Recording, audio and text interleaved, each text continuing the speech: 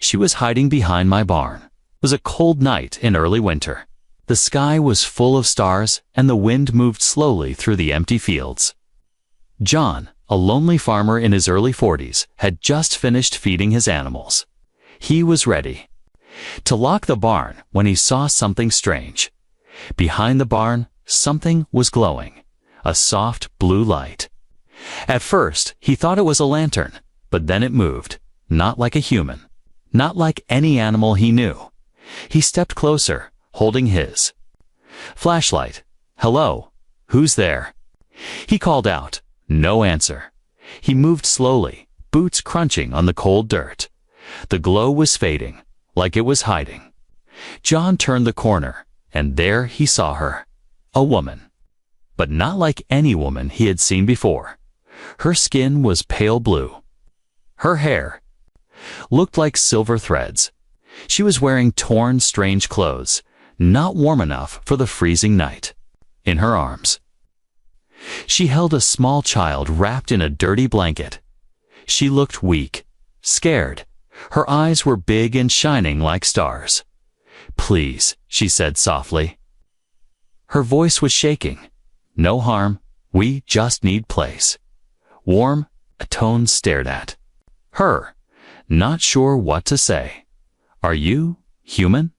he asked. She shook her head slowly. "We come from far. Crash, ship, gone."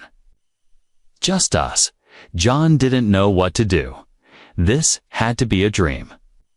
Or a trick. But then the child cried, a soft, high sound, not normal, not human, but not scary either. Just sad. The woman held the baby close. "We run. They chase. We cold. We hide. If I warm your bed, will you let us stay?" John stepped back.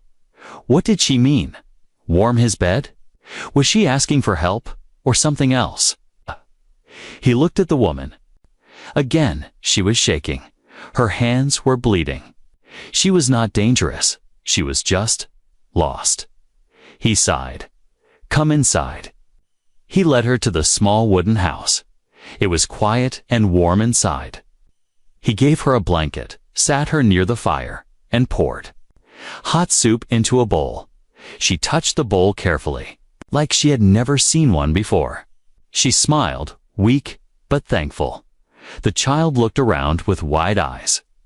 It reached for a spoon and giggled. The sound was sweet. John sat down across from them.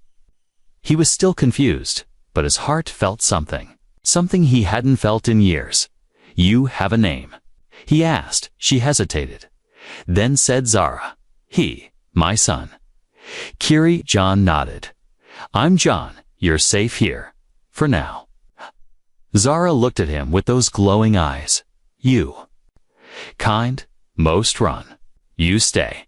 "I'm not most," John said. Suddenly, the lights flickered.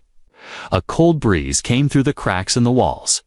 Zara looked scared again. She stood up, holding her child tight. "They near," she whispered. "They find us." John grabbed his flashlight and stepped outside. The air was still. The stars above seemed to blink. He walked around the barn, looking carefully. Nothing. But then, just as he turned back toward the house, he saw it. Something was moving at the edge of the woods, tall, thin, almost invisible, like a shadow with eyes. John froze. It moved again, fast, smooth. Too fast to be human. John ran back inside and locked the door. Zara was waiting by the fire. "Holding Kiri, they hear," she said. "They hunt us. If they find, we die." John looked at her. She was not lying. "Why are they chasing you?" Zara didn't answer right away. She just held her child tighter. Then she whispered, "Because I said no. I ran. I protect him." John didn't understand it all, but he knew one thing. These two were in danger. Real danger. He looked out the window again.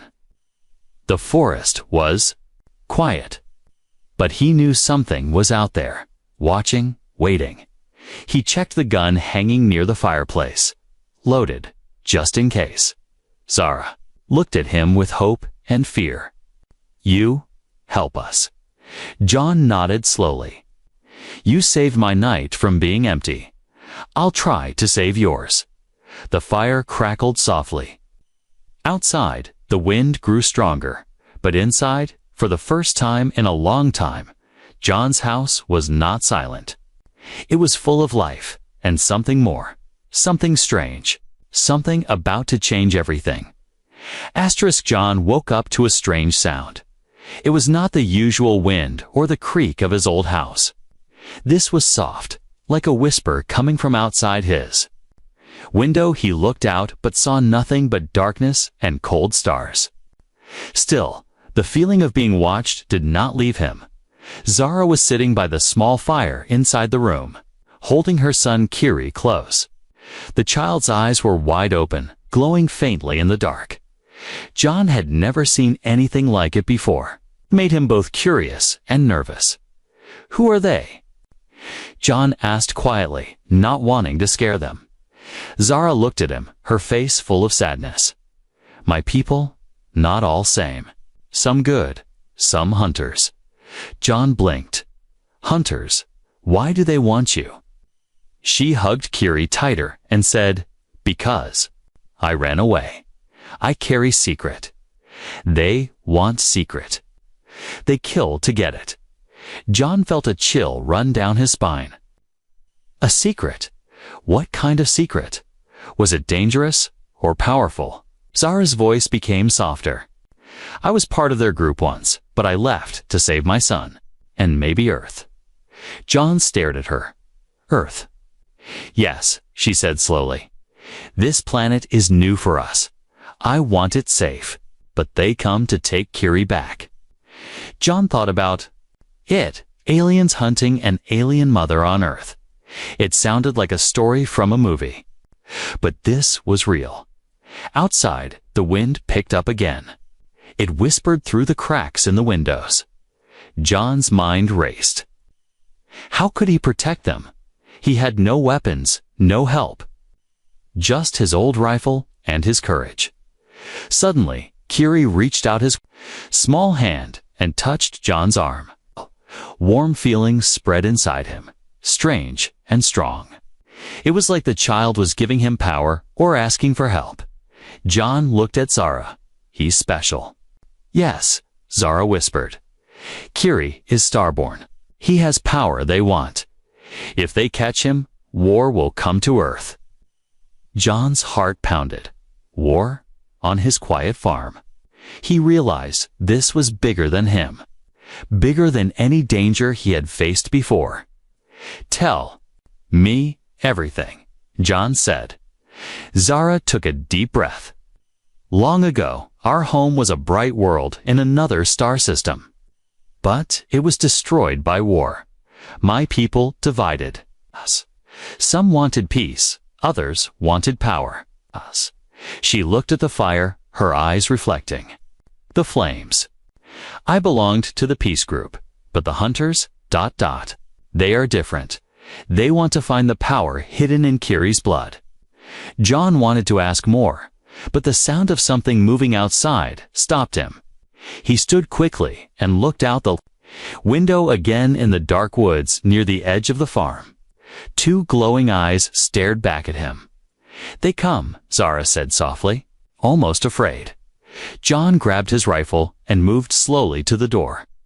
The night was cold, and his breath showed in the air. He stepped outside, flashlight in one hand, rifle in the other. The eyes moved silently between the trees. Shadows shifted, and the shape of tall, thin creatures appeared. They looked nothing like humans. Their bodies were covered in dark armor that seemed to blend with the night. John's hands trembled, but he stayed calm. Go back, he said loudly, trying to sound stronger than he felt. One of the creatures stepped forward. Its voice was low and strange, like a machine trying to speak. Return the child, or suffer the consequences. John's mind raced. He could not let them take Kiri. Not without a fight. He raised his rifle and fired a warning shot into the air. The creatures vanished into the woods like ghosts. John closed the door quickly and locked it. Inside, Zara held Kiri close and whispered, "Thank you." John sat down, breathing hard. "You're safe here, I promise." But he knew it was a lie. The hunters would come back. And next time, they might not be alone. Zara looked at him with tired eyes. "We need help. We cannot fight forever." John nodded. "I have a friend in town. Maybe he can help." Zara smiled faintly. "You are kind. Earth is lucky." The night passed slowly. John kept watch, listening to every sound. He thought about the glowing child and the strange woman who had risked everything to protect him. He felt something inside change. His lonely life was over. A new story had begun. Before dawn, John heard a soft tapping at the window. He looked and saw Kiri's eyes glowing brighter than before. The child reached out, and the window glass cracked without breaking. John felt a strange warmth spread from the house into the cold air. Zara whispered, "He is calling." John knew then that Kiri's power was real, and it was not just a secret. It was a hope. A chance for peace, but hope had a price. Oh, and the night was not over. The hunters would return. And John, Zara, and Kiri would have to face the danger together. John looked at the rising sun. The world outside was waking up, but for him, this was only the beginning of a long, dark fight. And one question stayed in his mind. Could he protect them, or would he lose everything he cared about? John barely slept that night. Every sound made his heart beat faster. He sat near the window with his old rifle, waiting for the sun to rise. Inside, Zara and Kiri stayed close to the fire. The house, once empty and cold, now felt full of fear, of mystery, and of something John could not explain. In the early morning, John decided to check the barn. He wanted to see if the hunters had left any sign.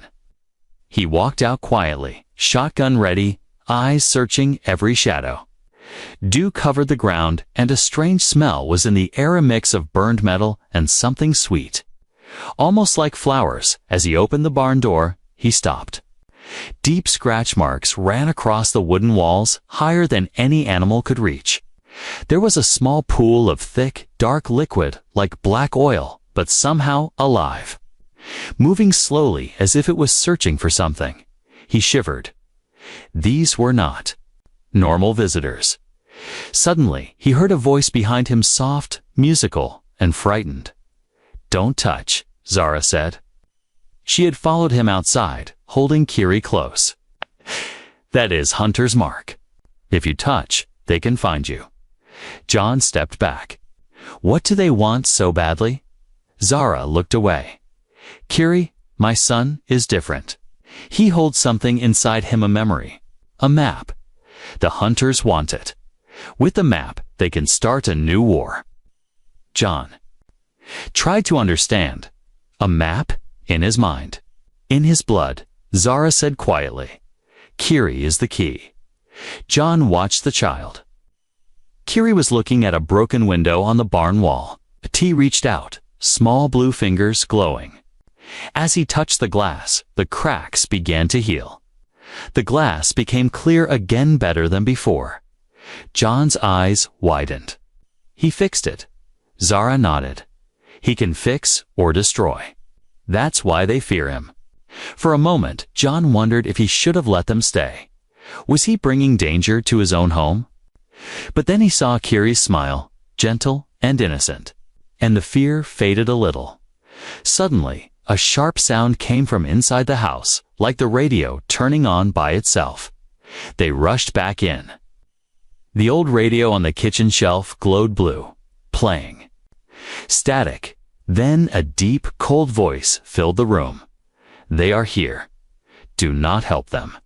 This is your only warning." John stared at the radio in shock. The voice did not sound human. He switched the radio off, but it turned back on. The voice continued, slow and heavy. If you choose their side, you will fall with them. John grabbed the radio and pulled out the batteries. It finally fell silent. He looked at Zara, who was shaking. They control the machines. John asked. Zara nodded. Their tech can reach far, even here. They speak in your language now. John took a deep breath. Why did you really run? What did you do? Zara's eyes filled with tears. I said no. They wanted my son to become a weapon. I wanted him to have a life. They called me traitor. I stole a ship. We crashed here. John sat down at the table, everything spinning in his head. Aliens, hunters, a child with a map in his blood. He wanted to run, but something inside told him to stay. He saw Kiri standing in the sunlight. The boy looked at John, eyes shining, and said for the first time, "Thank you." John smiled, surprised that the child could speak English, even just a little. But Kiri's smile faded, and he walked to the window, staring out at the forest. John followed his gaze and saw movement quick and low. Like shadows slipping between trees, John turned to Zara. We need a plan. Zara wiped her tears. We hide during day. At night, they come. They do not like sunlight. John's mind raced. He checked his rifle, then gathered food and water. You both stay here. I'll block the windows, watch the woods. I know some old tricks. He pulled an old dusty trap from under the sink and set it by the back door. He scattered flour near the windows to check for footprints. He felt like a soldier again only now. The war was not between men, as the sun set. John saw Kiri sitting quietly, eyes closed, glowing softly. Zara sat with him, humming a strange, beautiful melody. Suddenly, Kiri floated a few inches above the ground, his body shining blue. John's jaw dropped. He had never seen anything like it. Kiri opened his eyes and pointed to the door. John turned and saw a thin, dark hand reach through the glass. John fired his rifle. The window shattered. The creature outside screamed, a high metal sound, and vanished into the night. John ran to Kiri and Zara. Get away from the door. Kiri fell to the floor, weak and shaking. Zara held him, whispering words in a language John did not know. Outside, the woods were alive with movement. The hunters were closer than ever. John realized then there was no turning back. He would fight for these two, no matter what. But as he looked at the strange blue light in Kiri's hands, he wondered, was he fighting for the future of Earth? Or for the beginning of something even stranger? And, outside, in the dark, more eyes were watching. The night was colder than before. Every corner of John's old farmhouse seemed to shiver. He barely closed his eyes, listening to every sound. The wind was strong, but there were other noises, too: soft footsteps on the roof, the click of claws on wood, a distant, strange song that made his skin crawl. John stood guard by the door, rifle ready. He could feel Zara and Kiri breathing quietly. Behind him, sometimes, he glanced at them, worried they might disappear if he looked away for even a moment. Zara whispered, "Tonight, they come for us." John nodded. He felt a heavy weight in his chest, but he did not want to show fear, not now. He blocked the doors with furniture and checked the traps he'd set. The flour on the floor near the windows was untouched. Outside, everything was dark, too quiet suddenly. The child, Kiri, opened his eyes. His whole body glowed softly. He pointed to the ceiling. They are here. At that exact moment, the light bulb above their heads flickered, then exploded. Glass rained down. Something moved fast across the roof, then a sharp sound as claws scraped against the metal. John shouted, "Get back." He pulled Zara and Kiri behind him. A long, thin arm reached down through the broken ceiling, black as coal, fingers moving like snakes. John fired his rifle. The arm jerked back, leaving a trail of black liquid behind. The house shook. The hunters were trying to get inside. Zara closed her eyes and touched Kiri's head. "Remember? Stay calm. Show him, Kiri." Kiri nodded, frightened, but brave. He held John's hand. Suddenly, John felt a shock like electricity, but it didn't hurt. Instead, he felt his senses sharpen. He could see in the dark, hear the softest sounds. "What? What is this?" he asked. Amazed, Zara smiled sadly. "You are connected now. You see what we see. You feel what we feel." Suddenly, John saw the world differently. He could see blue lines everywhere, energy flowing through the walls, through Zara, through Kiri, even through himself. The hunters moved around the house, fast and silent. John could see their shapes now, not just shadows. They were tall, almost invisible, with glowing lines on their bodies. "They are afraid of the child," Zara said, "but they want him too." The house shook again. One hunter smashed a window and crawled in, its body twisting like liquid metal. John aimed and fired, but the bullet went through. The creature screamed, then reformed, moving straight at Kiri. John jumped in front, heart pounding. "You want him? You go through me." The hunter stopped. It looked at John with cold, shining eyes. Then it reached out, touching John's shoulder. Suddenly, John saw flashes of memories, other worlds burning, families running, the hunters chasing, never stopping. He saw Kiri as a baby, Zara holding him tight, hiding, always hiding. The hunter hissed, "Give us the child. Give us the map." John gritted his teeth. Never. Kiri started to glow brighter, blue light shining out from his hands. The hunter tried to grab him, but the light burned its arm. The creature shrieked and pulled back, smoke rising from its skin.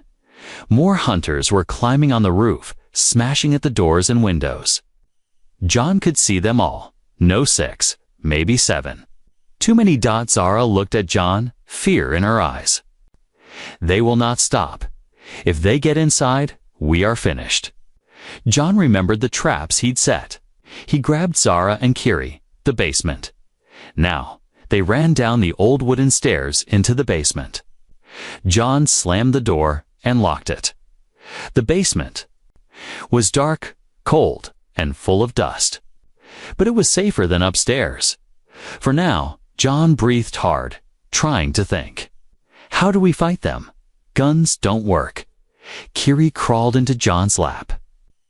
He put his small, glowing hand on John's heart. John felt a warmth spread through his body. Suddenly, he understood things he never knew before lie in words. Strange shapes, codes written in light. Zara watched closely. He is showing you. He is sharing his gift. Upstairs, the hunters were breaking through, with splintered glass. Shattered. They were coming. John looked at his hands. They glowed blue, just like Kiri's.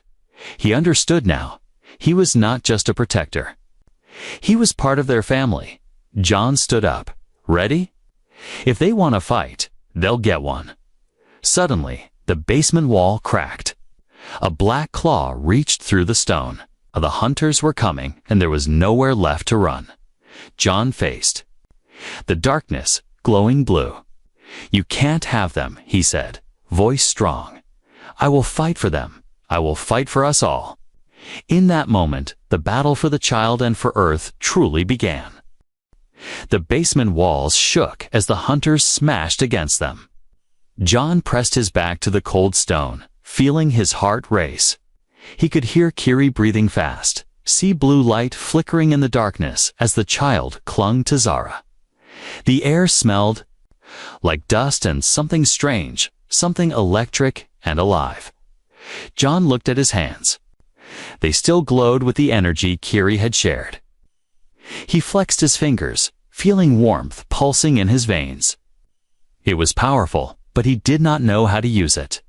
Above, something heavy crashed to the floor. The hunters were tearing through the house. John closed his eyes, searching for an idea. The only way out was to fight, but with what? His gun was useless. The gift inside him was still a mystery. Then Kiri crawled to John's side. The child pressed his palm to John's chest. Suddenly, John's mind filled with images, rivers of light, moving stars, the pattern of life itself. He gasped. The blue energy inside him grew stronger, filling every part of him. Zara spoke softly. He is giving you his hope. You are more than human now. John shivered, afraid and amazed at the same time. He stood, blue light shining from his skin. I'll protect you, I promise. At that moment, the wall cracked open and one of the hunters forced its way inside. It moved like black smoke, sharp and hungry. Its eyes burned like fire. John stepped forward. Instinct took over. He raised his glowing hand and, without thinking, pushed it toward the creature. A flash of blue energy shot out, striking the hunter, and sending it flying back into the wall. John stumbled, shocked by his own power. The hunter shrieked and tried again. This time, John's body moved on its own. The blue light formed a shield around him, humming with energy. The hunter slammed into the shield and bounced off, screeching in pain. Zara watched, tears in her eyes. You are connected now. Kiri trusts you. More hunters poured in through the broken wall, their bodies shifting and twisting. John felt their anger, their hunger for Kiri's secret. But he also felt something else, a memory, not his own. A planet far away, a city lost to war, a promise made in the darkness. John understood. Kiri was more than a child. He was hope for a new beginning.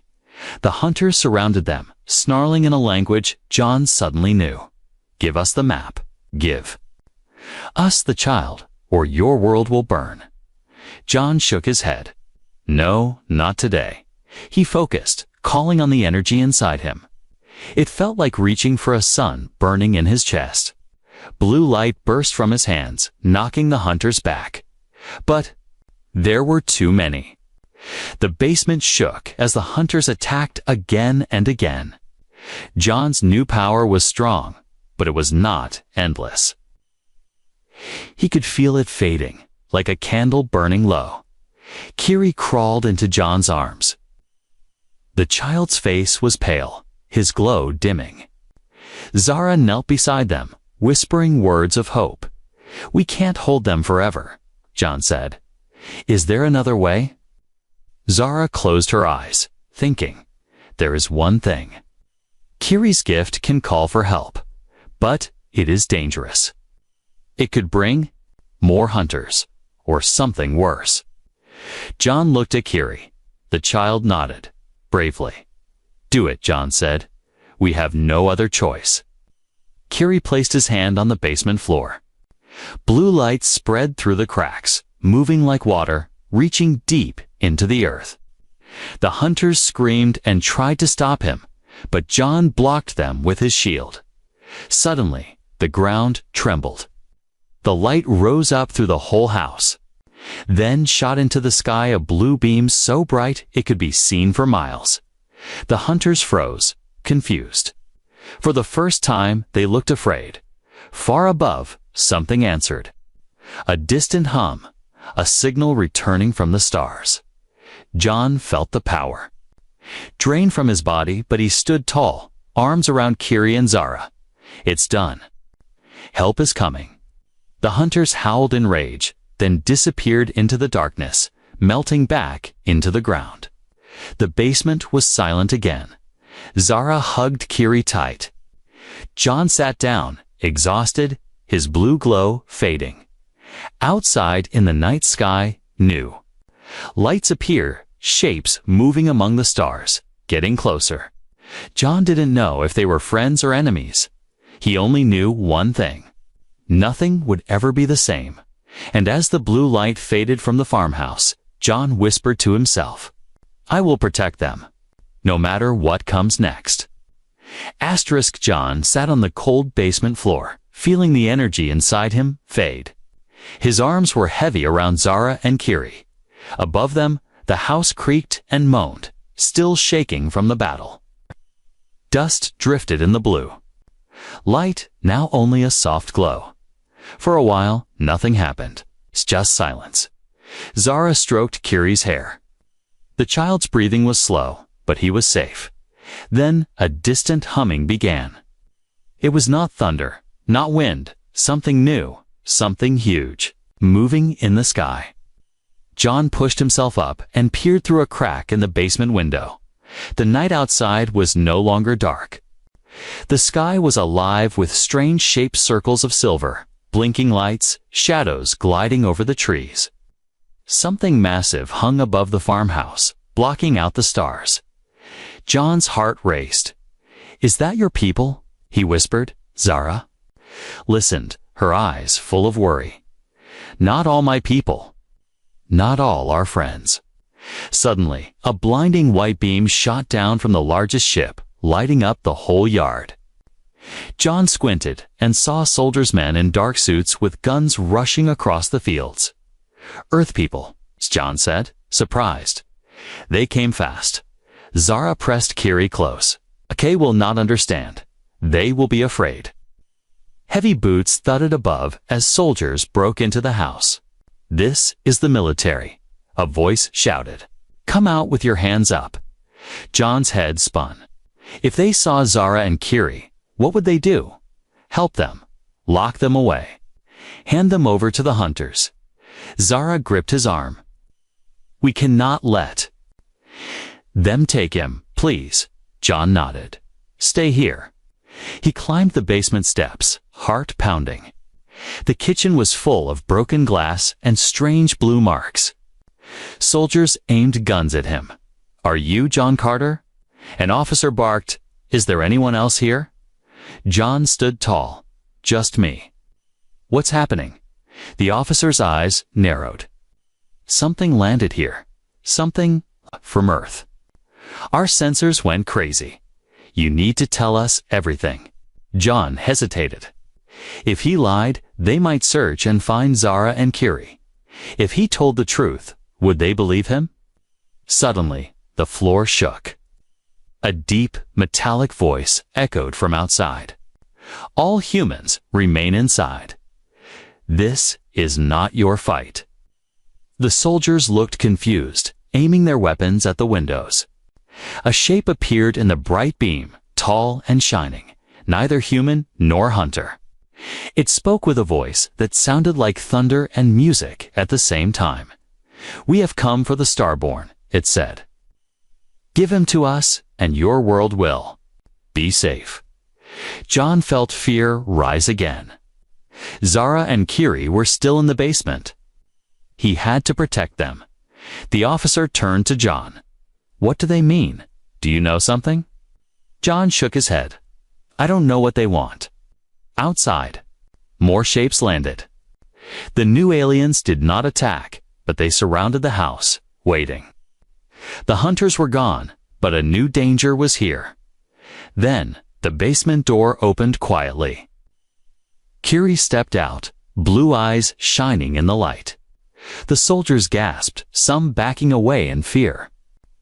Zara followed, her face calm but determined. Kiri walked to John and took his hand. The new aliens at the window bowed their heads. He is the key, Zara whispered. He can stop the war, or start one. The officer raised his gun. That? A child. John stood in front of Kiri, his hands open. He's just a boy. He needs help, not fear. The lead alien outside spoke again. Human, the Starborn must choose. Come with us and peace will return. Refuse, and both our worlds will suffer. John looked at Zara. She nodded. Kiri must decide. Kiri squeezed John's hand. Then, bravely, he stepped forward into the light.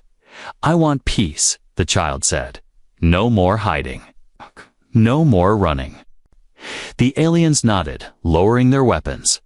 Suddenly, Hunter's scream echoed in the distance. One last hunter, not gone yet. It burst from the shadows, rushing toward Kiri, claws reaching out.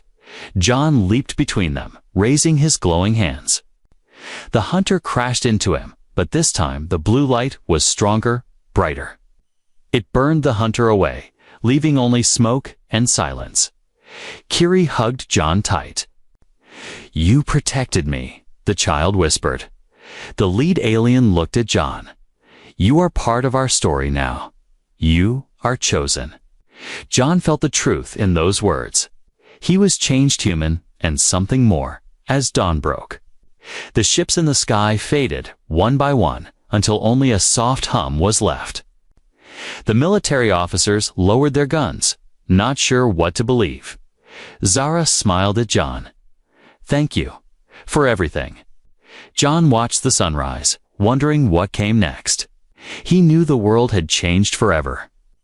And deep inside, he hoped that somehow peace could last.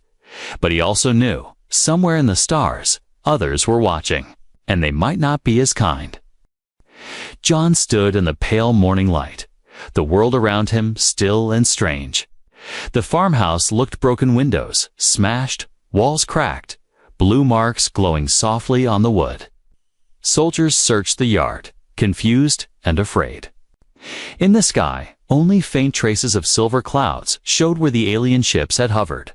Zara held Kiri's hand as they watched the soldiers talk to their radios and point at the damage. No one dared come close. The boy's eyes glowed, gentle, but powerful, and wherever he looked, people seemed to feel calm, almost peaceful. A quiet moment stretched between them. John felt different inside, not just tired, not just sore. He felt connected, as if the blue energy was a part of him now. He wondered if it would ever fade, or if he would always be half alien in some small way. Zara touched his arm. "You changed the story for us, John. You gave us a home, even when you were afraid." John shook his head. "I was just a lonely man before you found my farm. Now, I think I belong to something bigger." Kiri smiled up at him. "Can we stay?" "John, here on Earth." John knelt down and brushed dirt from the boy's hair. "You can stay as long as you want. This place is yours too." The soldiers gathered, finally brave enough to approach. The leader, a tired-looking officer, looked at John with worry. "We've never seen anything like this.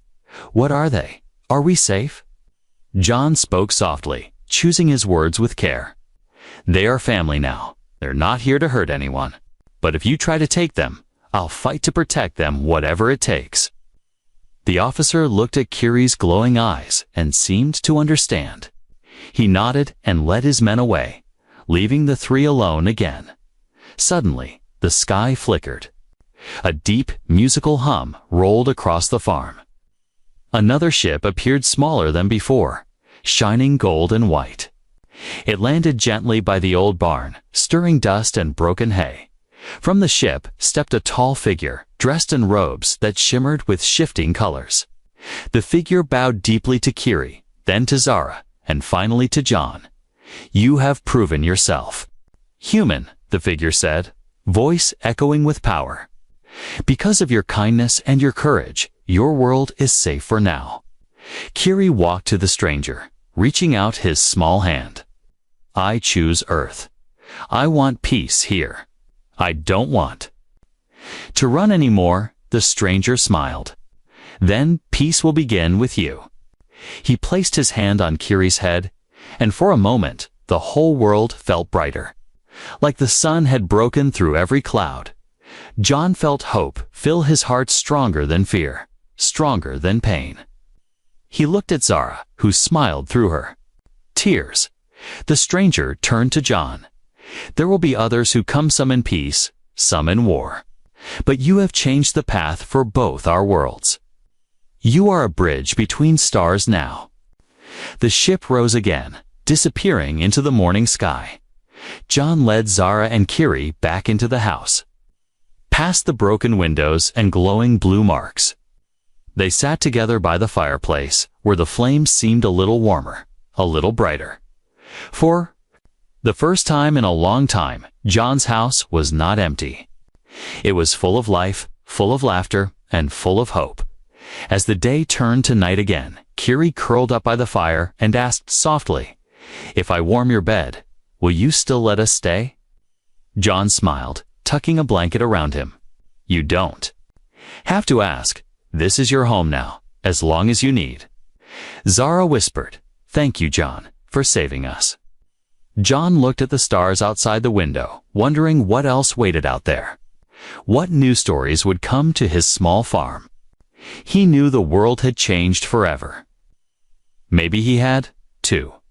But tonight, with his new family safe beside him, John was not afraid of the darkness anymore. And high above, far in the night sky, a gentle blue star shone brighter than all the rest, a promise that everything had truly changed.